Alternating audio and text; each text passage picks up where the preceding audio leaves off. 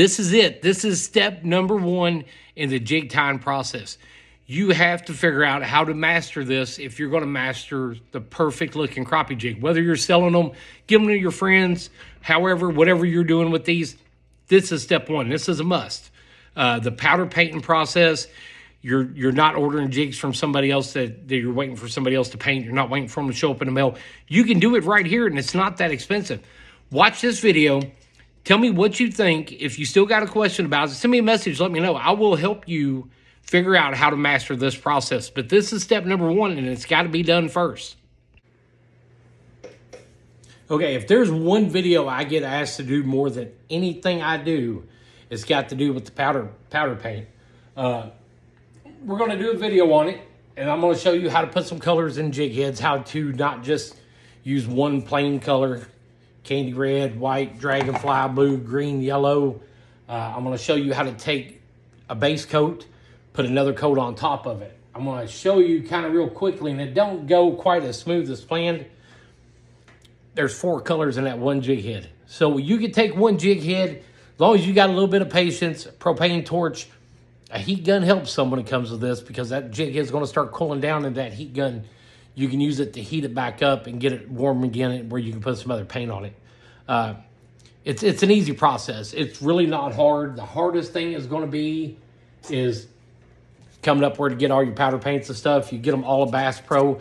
This is the same stuff they sell at Bass Pro, the exact same stuff. This is ProTech powder put in Jason Brummel's cups.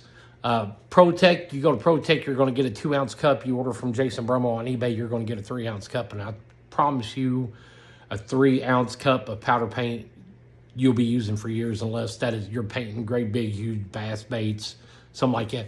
Still going to last you a long time. You're never going to get a deal any better than getting your powder paint from Jason Brummel. Save yourself a little time, save yourself a little money.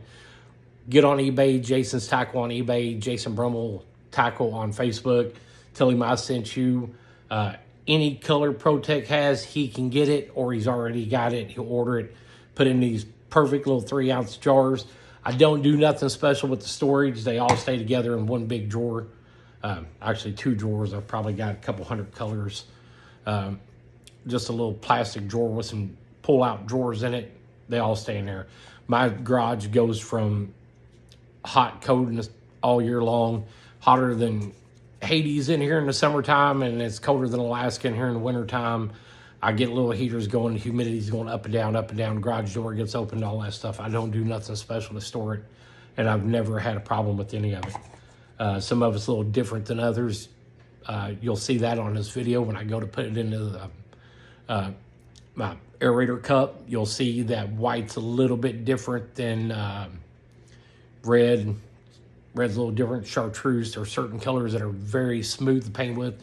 And there's some you got to do a little bit of work to. Some that are a little bit trickier than others. But I got no doubt you'll figure it out. If you don't, send me a message. Let me know. I will try to help you answer all your questions with the powder paint. Because when I first started powder painting, guys did not care. They didn't send me any messages back. They didn't, I asked them questions. I will teach you how to thin your paint out. I can teach you how to add multiple colors, how to cure them in the oven, take them back out, coat them again a little bit more, and cure them again. You can do some crazy stuff with your own powder paints. If you're tying jigs, you're making jig heads, I encourage you, do this. It's super simple. Powder paint, propane torch, a heat gun, a $20 toaster oven from Walmart, and you can be rolling. You can have your own paint shop here ready, rolling to go and do whatever color you want. Don't have to wait for them to come in the mail. I urge you, give us a try. Watch the video, send me a message, let me know what you think. You got any tips for me? Maybe you know something better about the powder paint that I don't, so send me a message, let me know. Okay, so the first thing I'm gonna do is I'm gonna teach you how to adjust your torch. And this is one of those Coleman propane tanks. You get them at Walmart, save your bottles, you can refill your own, save a bunch of money. I'm going to show you how I adjust my flame, and I'm going to show you what to watch for when you're heating up a jig head. And we're going to do an 1/8 ounce one, and we're going to do a 3/4 ounce one, and I'm going to try to get this zoomed in where you can see what I'm talking about, because when you're heating this, you're going to be wanting to watch for that moisture line to leave that lead, and you'll see it'll go from shiny like it is now to an even shinier shine. And I'm going to show you how to adjust your flame. Let's turn our torch on. Now what I'm going to do is I'm going to adjust that to where those blue tips are down and it looks like they're burning kind of even. So we're going to back the heat off.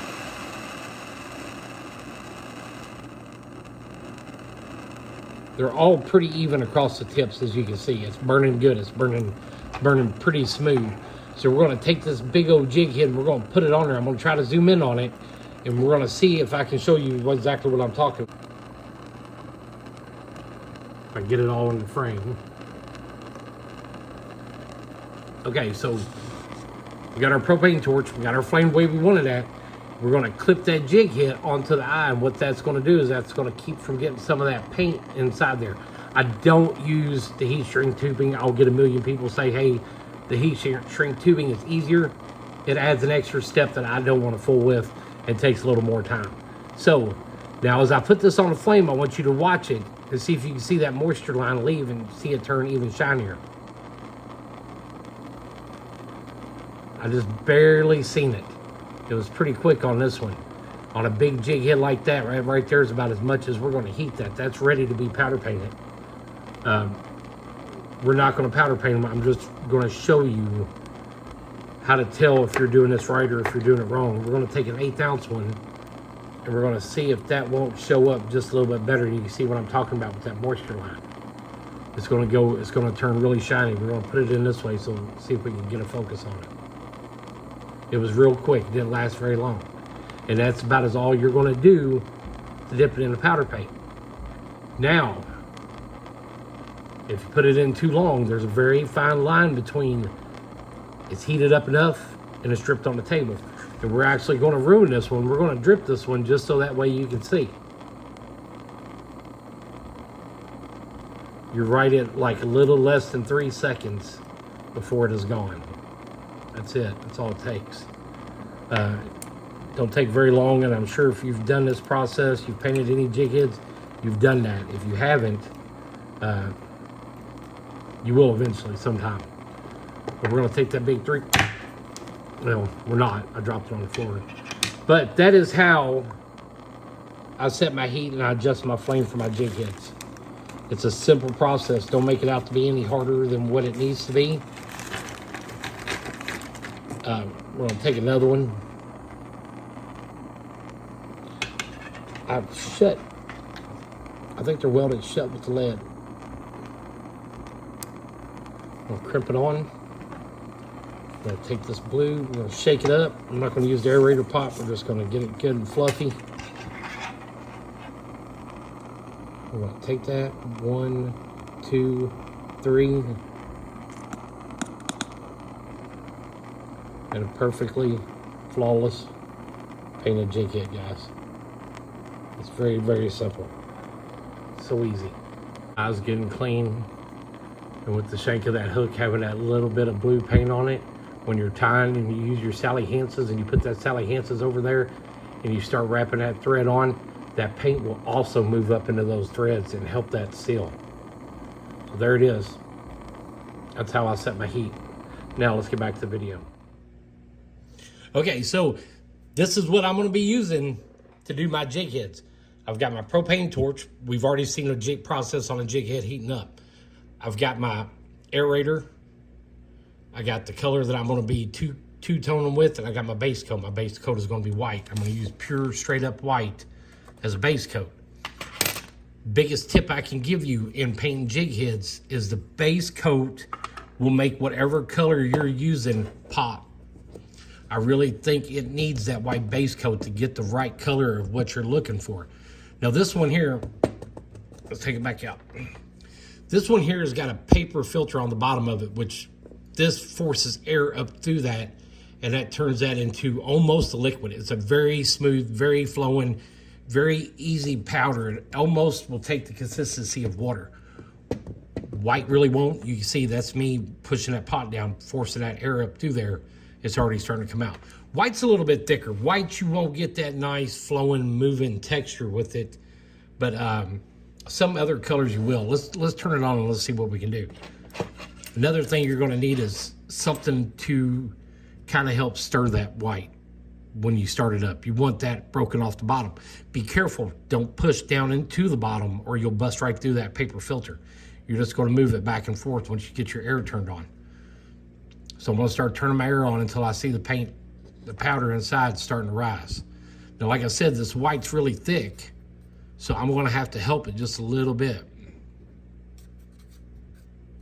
It's going to volcano. What I mean by volcano, it's going to pick the easiest spot for the air to get through, and that's where it's going to come through, and that's coming through right here. White, red, sometimes chartreuse are really tough when it comes to getting them to flow like a liquid. We're going to be using a hot pink today too also, and I shake it up before I put it into my aerator. Let's pop this white out. Let's put the pink in and see if I can get a good video of how well it's supposed to flow. Sometimes pink will flow pretty good too. And you can see it's just a powder inside. It's almost like flour.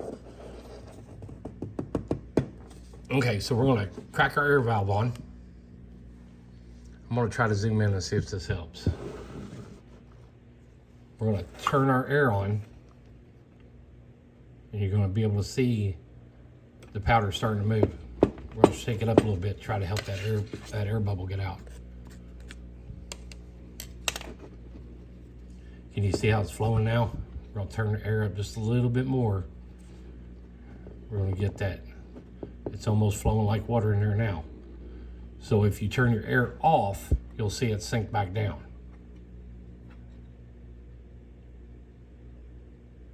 And we're gonna turn our air back on. Some flow better than others. Some have a different, it's all a little bit different sometimes on the consistency of it. But that's what you're looking for. That's what you want. See how it almost moves like water, and you can see the difference between the hot pink and the white. The white really didn't want to do that, and there's not a whole lot you can do about that. You just kind of got to work with it. Yeah, you're going to lose some paint that's going to flow over top your table. But if you put all this underneath a coffee filter and help catch it, you can put it right back inside your pot. And we're going to turn this air down. You can see the white starting to shrink back down. Now, if I add a little bit of clear coat to that, clear powder paint, it could thin it out and make it a little more usable, but I'm fine with that. So to start out, we're going to use one that's kind of heavy. We're going to use an 1/8 ounce. It's a little bit bigger, but it's going to help show up for video purposes. We're going to do it the same way. We're going to take our hemostats, we're going to clip them right there on the eye. Just like that. Now we're going to turn our propane torch on. And we're going to heat it up, and we're going to dip right in that white. So this is going to be about the same thing too. You can see this is a little different quality lead. This is really shiny already.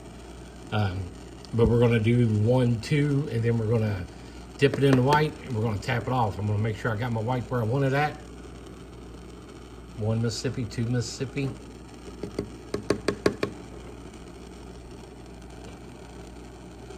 And there it is. That's our base coat. Let's do one more. And then I'm going to show you what I do to two-tone them. Actually, we're going to set up and we're going to two-tone this one right here. So, I got my jig head and my hemostats. I'm going to be using candy yellow as my top coat. I'm going to put it right there beside my paint pot really close. Try to get it all in frame there. And what I'm going to be using is I'm going to be using some kind of cheap paintbrush. This is like a come out of a makeup kit or something.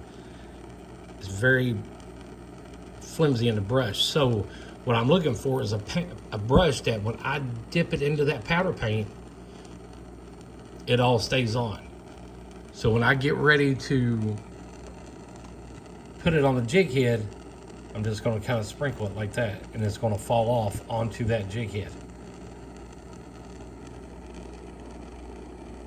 So let's give it a shot. Paintbrush ready, because you don't want this to cool down.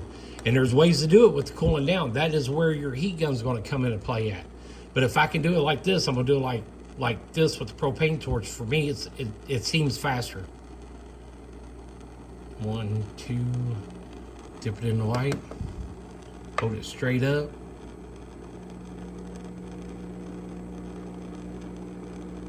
And your jig head should still just be hot enough for that powder paint to melt.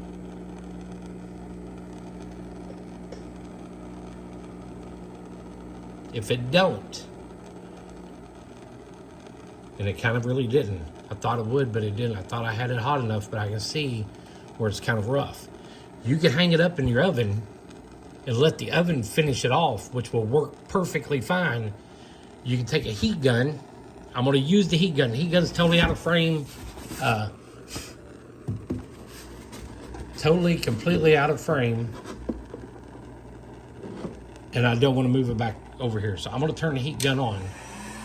I got it on high.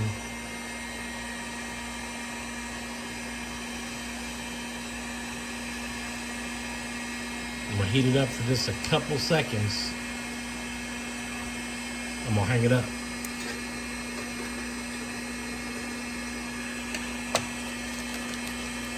Let's do one more. Turn the heat gun off.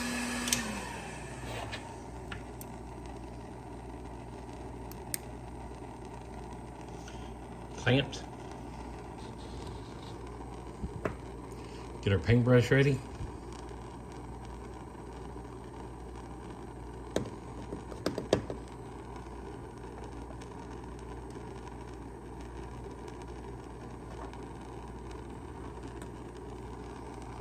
That's simple. Now we're going to do the ones that get the pink on them. So we're going to push those jig heads back out of the way. I'm going to get our hot pink. I'm going to clean my brush off. This is how I clean the brush off. You're not losing hardly anything, if anything at all. We get our hot pink. We already had it in our aerator pot. And this should show up on camera just a little bit better. And we're going to do the 16th ounce hatchet heads. And I'm going to try to roll through all 10 of them without having any issues. So, here they go. Flip it on to my hemostats. Get my brush ready. 1, 2, 3. We're going to dip it in the white. And we're going to sprinkle some pink on it. I'm going to turn it over and get a little bit here on the belly. And you can see the pink blended in good. That's 16th ounce jig head. Heated up easy and heated up good, and it covered it very well. Let's go to the next one. Just going to work through all 10 of them. I got a 10-piece order of pink and white and a 10-piece order of chartreuse and white.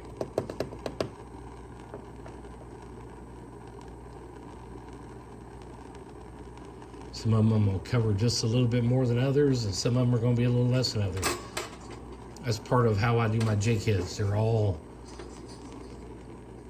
just a little bit different, but they're the same thing at the same time.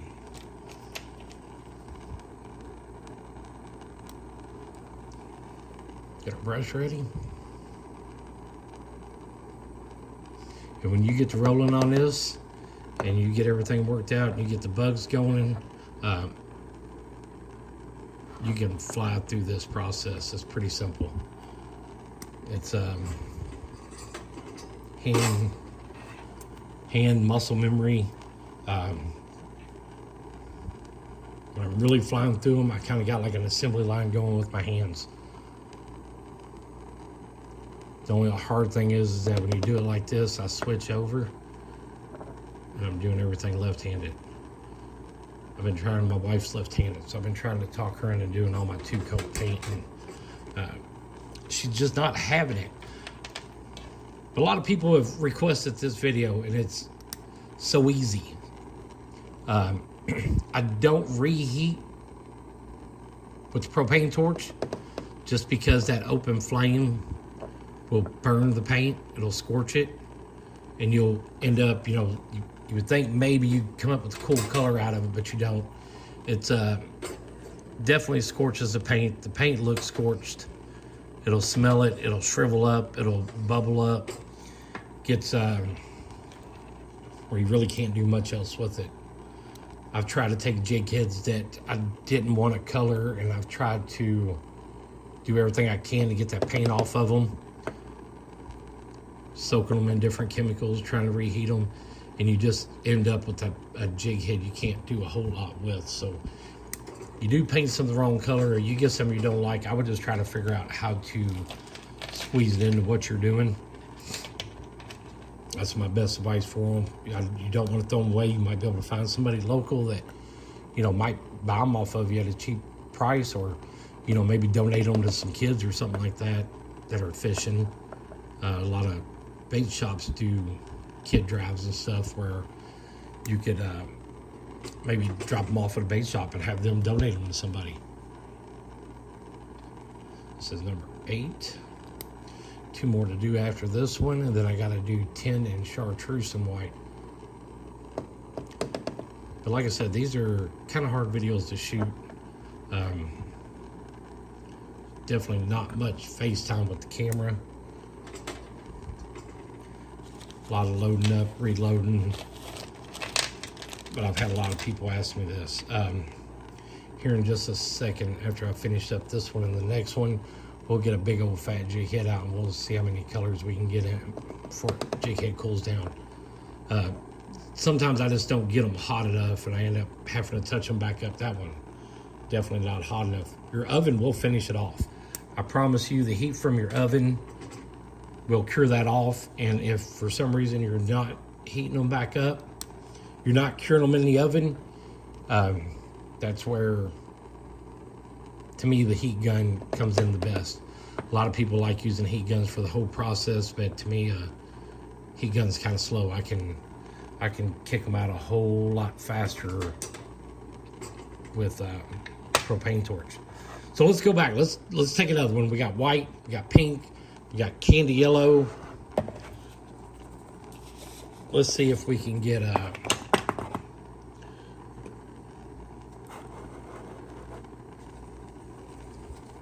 let's see if we can get some. Now let's go black. I don't want to go red. Red and pink are going to shine together too much. Right, give me a second. I'm digging through all my paint, trying to find black. Right here. There's a jig head in there. I've dropped them in the hot powder paint before as they've fallen out of my hemostats.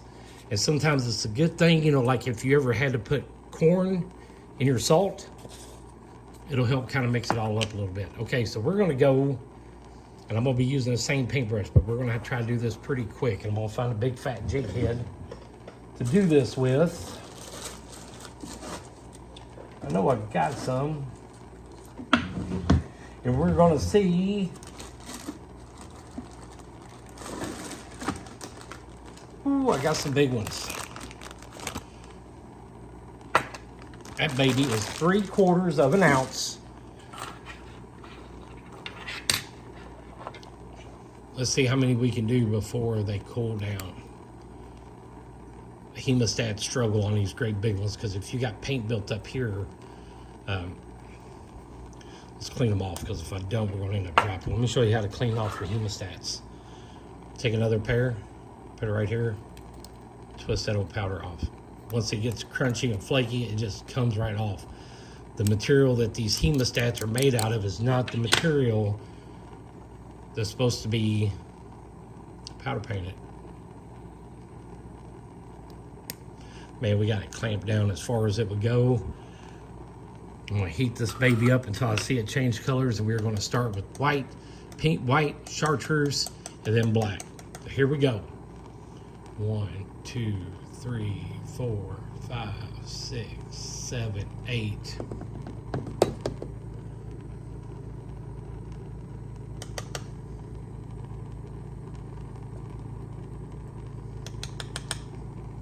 It's already cooled down.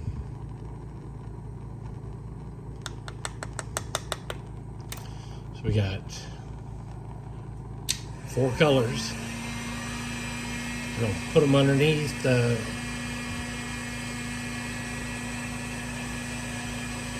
heat gun. And you know, you can do this with little bitty jig heads. You can make it work.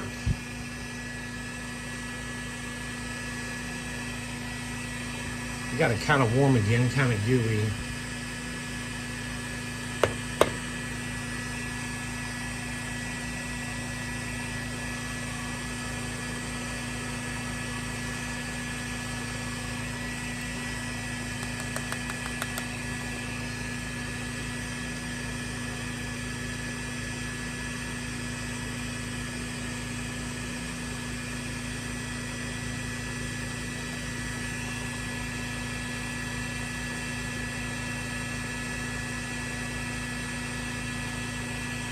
A lot of colors in one jig head. And the heat of that lead eventually got it to where it all kind of blended good. We'll put all these, we'll put that big old baby right there in that oven.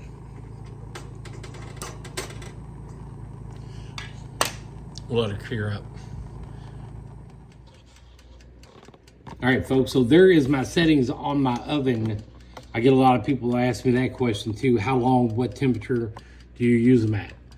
These were set on right at 10 minutes at 270 degrees. And with this cheap toaster oven, that 270 will actually turn into about a 315 sometimes. Get an oven thermometer, put it in there, see what your toaster oven does. They all work just a little bit different. They all heat a little bit faster. They'll build up a really high temperature, and then they'll try to maintain that for a while. So if you set it at 325, it's going to bump up probably at about 420, 425. Your elements are going to shut off, and it's going to hold that heat in there. So if you're not careful, what will happen is a lot of people will say, well, my paint's dripping. Take a knife, chip inside that, and see if that's actually your paint dripping or if it's the lead melting. You can actually end up with both. Now that I got that door open and the temperature's cooling down in there, I can see my elements starting to heat back up. That is my setting. This is what I run all the time. 10 minutes, right at 250 degrees, which bumps me up to about 315, 320, and it should help you out. The oven thermometer, if you go buy a toaster oven, make sure you get the oven thermometer or you're not ever really going to know what your toaster oven's doing. I've had this one, came from Walmart. I've probably had this one for 5 years. I've had no issues out of it. Knock on wood. But that's my oven setup. That's how it works. That is it. If you guys got any questions with this paint video, send me a message, let me know.